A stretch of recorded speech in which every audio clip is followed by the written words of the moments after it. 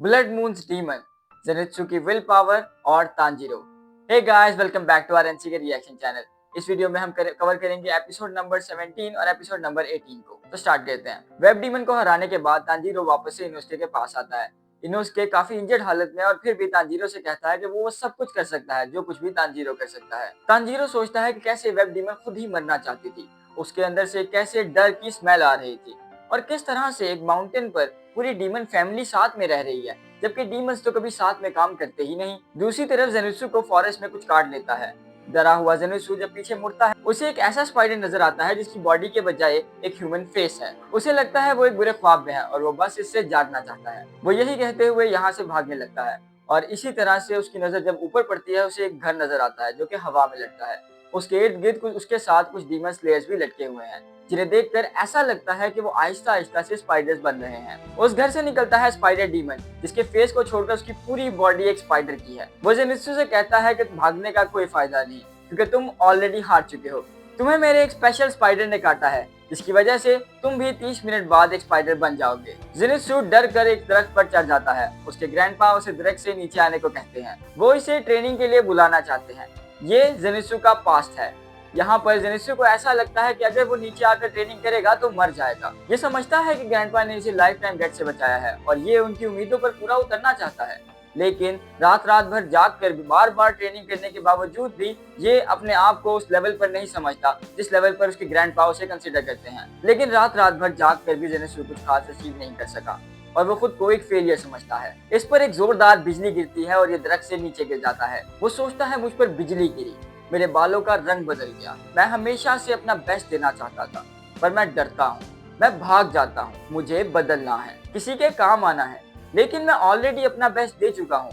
तो क्या एंड में खुद को खोकर एक मॉन्स्टर बन जाऊं? स्पाइडर डीमन भी परेशान होकर जेनित्सु की तरफ देखता है और जेनित्सु उसे देखते ही बेहोश हो जाता है और दरख्त से नीचे गिर जाता है। तभी वो थंडर ब्रीथिंग फर्स्ट फॉर्म की मदद से अपने फीट पर लैंड होकर उस डीमन पर अटैक करता है। डीमन अपने मुंह से एसिड फेंकता है और जेनित्सु उसी फॉर्म की मदद से उसको डॉज करता है। वो वहां मौजूद सभी ह्यूमन फेस स्पाइडर्स को भी इसी फॉर्म की मदद से बार बार डॉज करता है। जब बार बार जेनित्सु यही फॉर्म यूज करता है तो स्पाइडर डीमन समझ जाता है कि इसे असल में सिर्फ यही एक फॉर्म आती है। ट्रेनिंग के वक्त ग्रैंडपा ने इसे समझाया था कि तुम्हें अपनी इसी फॉर्म को मास्टर करना होगा। उन्होंने इससे कहा था कि रोना अगर तुम्हें रोना आए, भागना अगर तुम्हें भागना पड़े तो, लेकिन कभी हार ना मानना, अपने ट्रेनिंग डेज को याद रखना और सबसे ताकतवर तलवारबाज बनना। वो एक बार फिर एसिड अटैक को अवॉइड करता है और सोचता है कि कैसे वो अनाथ था, इसीलिए किसी ने कभी उससे कुछ ज्यादा एक्सपेक्ट नहीं किया। वो हर पहले फेलियर पे रोता था और भाग जाता था, इसीलिए सब उससे दूर होते रहे, सिवाय इसके ग्रैंडपा के, जिन्होंने इसे बार बार रोने और भागने के बावजूद भी नहीं छोड़ा। सभी ह्यूमन फेस स्पाइडर्स जेनित्सु पर अटैक करते हैं।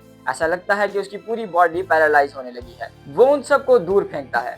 आसपास की हवा वाइब्रेट होने लगती है, उसके गिर्द बिजली चमकती है और finally thunder breathing first form thunder clap and flash sixth fold की मदद से वो स्पाइडर डीमन की गर्दन काट देता है। लेकिन ऐसा लगता है कि अब वो खुद भी मरने वाला है। वो सोचता है कि उसने एक हसीन ख्वाब देखा जिसमें उसने लोगों की मदद की। ग्रैंडपा ने जो कुछ भी सिखाया वो जाया नहीं हुआ और वो हार नहीं मानता। वो अपनी ब्रीदिंग की मदद से जहर के असर को स्लो करने की कोशिश करता है। दूसरी तरफ तांजीरो इनुस्के को जाने को कहता है, क्योंकि इनुस्के बुरी तरह से इंजर्ड है।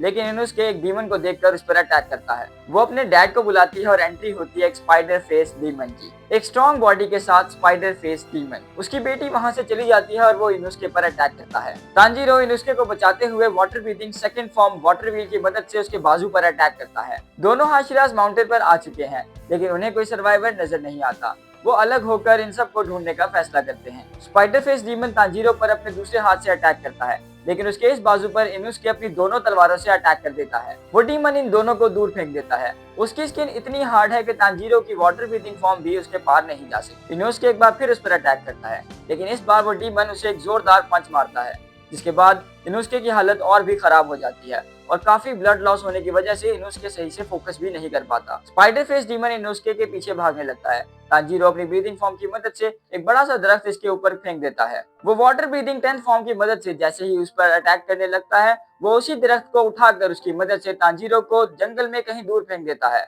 हवा में तांजीरो इनुस्के से कहता है कि तुम्हें बस किसी भी तरह से सरवाइव करना होगा, ये 12 मून डीमन है और तुम्हें किसी भी तरह से हार नहीं माननी और जिंदा बचना है। चाहे कुछ भी हो, मरना मत। जेनित्सु अपने हाथ पांव फील नहीं कर रहा और ठीक से सांस भी नहीं ले पा रहा। वो अपनी आंखें खोलता है तो उसके सामने वही हाशिरा होती है। इसी के साथ यह एपिसोड यहाँ पर खत्म होता है। कमेंट करके बताएं आपका फेवरेट मोमेंट कौन सा था। वीडियो को लाइक करें, शेयर करें दोस्तों के साथ, ज्यादा से ज्यादा चैनल को सब्सक्राइब करें। मैं मिलता हूँ आपसे नेक्स्ट वीडियो में, तब तक के लिए सायोनारा।